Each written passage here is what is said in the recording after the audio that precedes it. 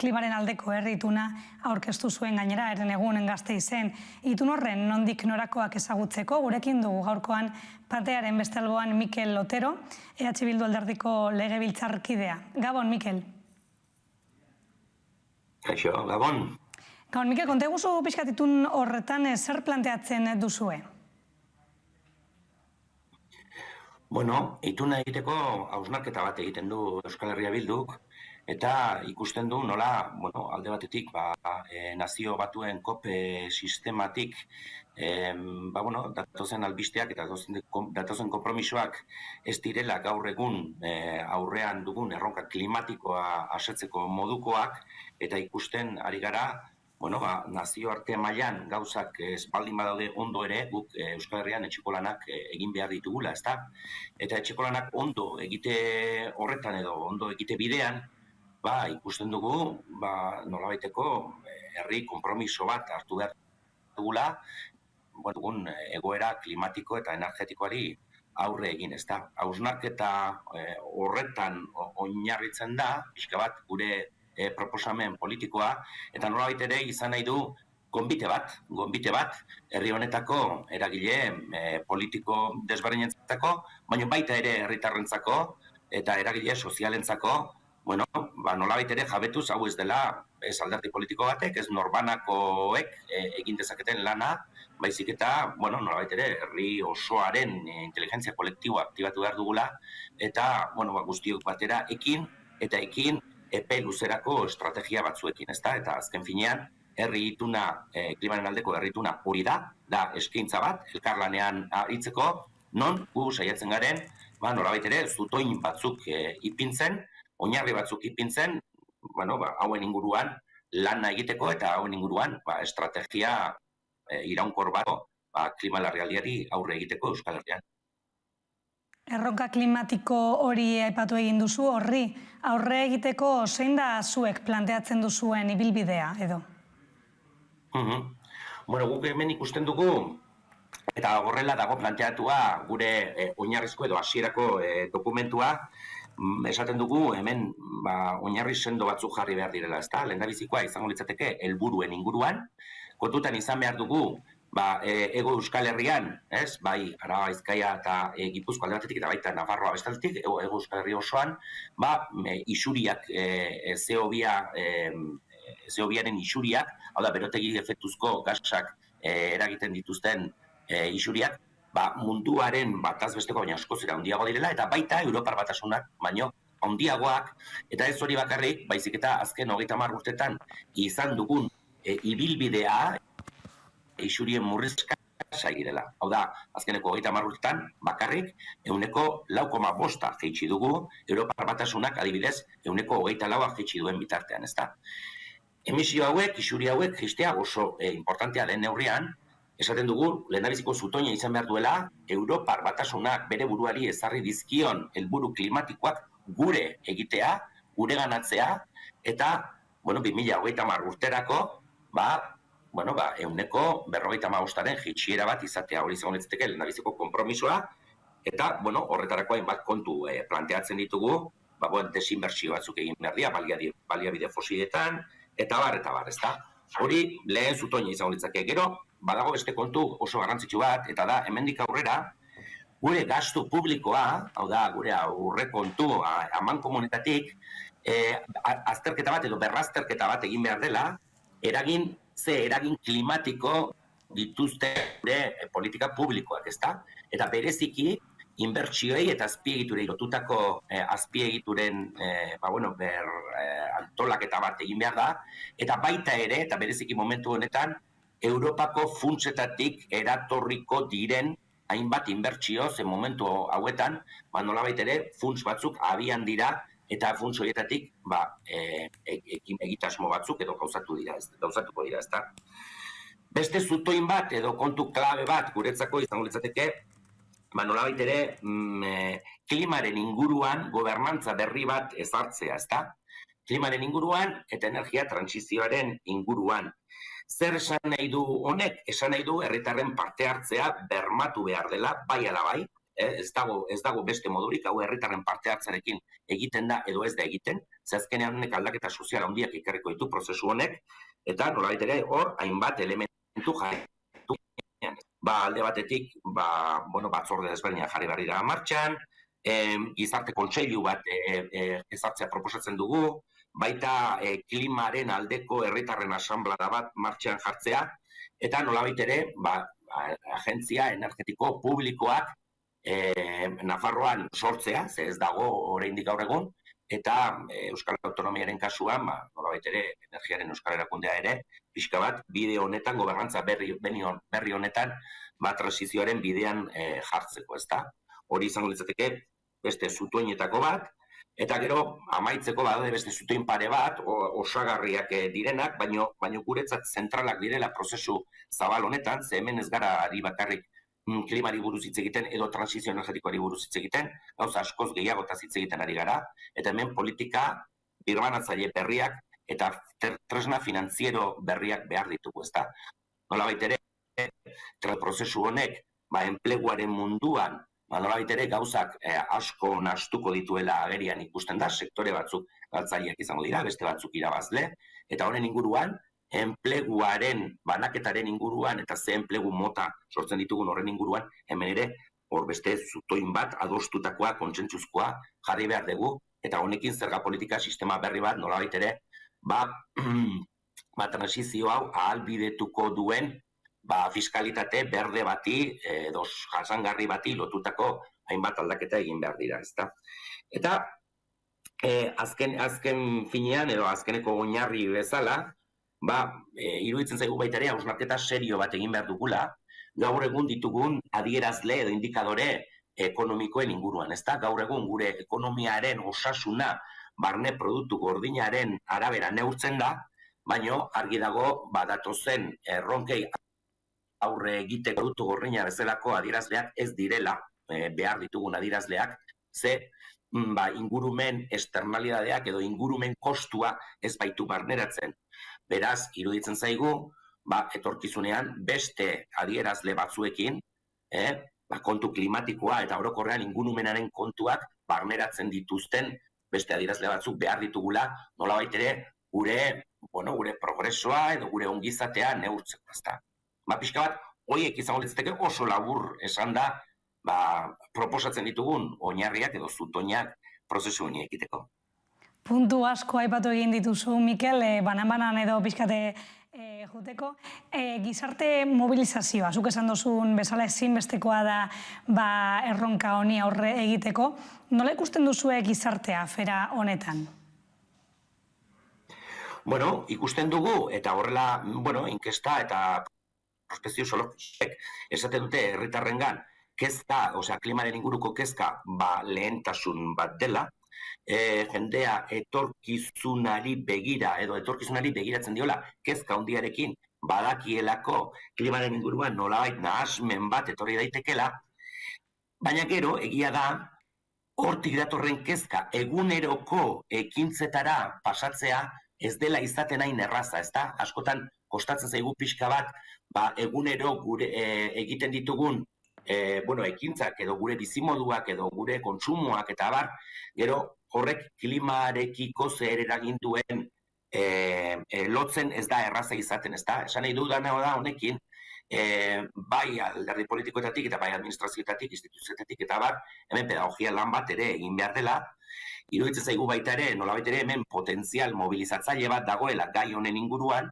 ze azken finean, jende asko dago, gazte asko daude kezkatua, eta bai nagusi asko hurrengo belaunaldien etorkizunaren inguruan daudela kezkatuak, baina guztia nolabait ere pixka bat ordenatu behar da, antolatu behar da, eta eraldatze prozesu honi begira jarriko den indar metaketa bat egin behar dela ikusten dugu, ezta? Beraz, nik uste dut potentzialidadea hor dagoela, baina egia dela baita ere, egongo direla gizarte sektore batzuk, gehiago kostatuko zaidiena, datozen aldaketei edo egin behar diren aldaketei egokitzea, ezta? Ze azken finean, transizio energetikoak eta klima larrialdiari aurre egiteak, nolabait ere, gure egunerokotasunean ere, aldaketa handiak egitea behartuko gaitu, eta, bueno, nolabait ere, aldaketen aurrean, askotan, erresistentzia batzuk ere egoten dira, ezta? Bestetik, Mikel, enpresa aipatu egin duzu, enpresaren mundua, gain produkzioa da beste arazoetako bat. Zein izango litzateke irten bidea, nola aldatu hau? Bueno, hemen gako desberdina daude, ez da kontu bat ere erraza, kontutan izan behar dugu euskal ekonomia nolabait ere merkatu globalari begira dagoen ekonomia bat dela, mundu zabaletik material asko, bai, material mineral, energetiko eta bar, ekartzen ditugun, eta gero gure enpresek edo gure enpresetan, nolabait ere, material horiek lantzen dira, eta gero berriro ere mundu zabalera bidaltzen dira edo esportatzen dira, hainbat material, ez da, eta jarduera ekonomiko horrek gero ematen du baita ere hemen etekin bat, eta hemen ematen ditu baita ere zergen bitartez eta nolabait ere gaur egun ezagutzen dugun ongizatea, ez da, baita ere gure aztarna ekologikoa Hego Euskal Herrikoa oso altua dela, eta hori jaitsi behar dela, eta gure sektore desberdinak, gehienak esango nuke, baina batzuk bereziki, garraioarekin eta industria elektrointensiboarekin lotua daudenak, nolabait ere deskarbonifikatu egin behar direla. Eta horrek esan nahi du, hor prozesu eraldatzaile batzuk egin behar ditugula, industria bide lagun euki behar dugula, baina egia da baita ere, analisi guztiek horrela esaten baitutelako, etorkizunean, orokorrean, mundu mailan, bai energia eta bai baliabide material gutxiagoko mundu baterantzkoa zela. Horrek esan nahi du, egokitzapen batzuk ere egin beharko ditugula, eta, gaur egun mundu zabaletik ekartzen diren, edo batek dakin non ekoizten diren kontuak, nolabait ere berlokalizatu edo etxeratu beharko ditugula, ezta? Beraz, batzuetan ez dira gauzak errazak izango, baina prozesu hori bai ala bai egin behar da, ze, nolabait ere gainkarga ekologiko egoera hau, modu honean edo modu txarrean guregana bueltan berriro etortzen ari da, eta hobe dugu aurre hartzea, eta nolabait ere bigarren industria errekonbertsio prozesu batean sartzea, ez da? Egin beharreko prozesua da. Bestetik Euskal Autonomia Erkidegoan zein Nafarroan aldaketa klimatikoaren eta trantsizio energetikoaren legeak eztabaidatzen ari dira, zein da zuen iritzia lege hoien inguruan? Esan alde batetik, bietan legealdi honetan klima legeak, klima eta transizio energetiko legeak datozela, esan baita ere Nafarroako legea askoz ere aurreratua dagoela, bere izapidenik ere, hilabete honetan ja bototara jarriko dela, ja Euskal Herria Bildu zela, mendakin pila bat sartu ditugu, ekarpen nagusiak egin dizkiogu Nafarroako legeari, eta, oraindik botoa erabaki gabe baldin badago ere, nik uste dut Euskal Herria Bilduren eskua asko nabaritzen dela, hasieratik nahiko ahula eta nahiko konpromisorik gabeko legea zena asko hobetu dela, ezta. Euskal Autonomia Erkidegoan aldiz, Jaurlaritza atzeratzen ari da, eta dagoeneko mahai gainean izan behar genuen legea, badirudi urte hau amaitu aurretik ekartzeko, legebiltzarrera diot, ekartzeko konpromisoa hartu dutela. Eta momentuz, mahai gainean dugun testua aurre proiektu bat besterik ez da, ikusiko dugu gero hori zertan geratzen den, hau da, hori gobernuak oraindik proiektu bezala onartu behar du eta orduan iritsiko da legebiltzarrera, baina orain arte ikusi dugunako legean, ez zaigu askori gustatu. Iruditzen zaigu, konpromiso oso lausoak hartzen direla, oso epe luzerako. 2030 urtea existituko ez balitz bezala azaltzen da, eta urte hori urte klabea da, bai mundu mailan, baina bai Europar Batasuna mailan ere, eta hemen ez zaio jaramonik egiten, eta gero ez da sartzen xehetasunetan, sektore egin behar diren plangintzetan, eta beste hainbat kontuetan ez da sartzen. Beraz, ni ez noa gauzak aurreratzera gehiegi, baina orain arte ikusi duguna ez zaigu behintzat gehiegi kostatzen. Edozein kasutan, beharrezkoa da, transizio energetiko eta klima aldaketaren inguruko legea eukitzea Euskal Autonomia Erkidegoan ere. Oroitu behar dugu 2022. Urtean baldin bagaude ere, dagoeneko 2008-2009 urte inguru horietan beharrezkotasun zela, eta gobernu desberdinen aldetik konpromisoa egonda lege hori legebiltzarrera ekartzeko, baina oraindik ez da iritsi. Seguruenik ere aurten iritsiko da, baina oraindik ez da iritsi. Eta 13 urte pasa dira. IPCCren txostenak argitaratu berri du gauza batzuk edo ondorio batzuk atzera buelta gabekoak direla. Nola ikusten duzu etorkizun hurbila edo? Nik uste dut, klima aldaketaren nazioarteko panelari, hau da, nazio batuen sistemaren baitan dagoen zientzilari multzo talde horri, nik uste dut egite zaion kasu, baino askoz ere gehiago egin behar zaiola.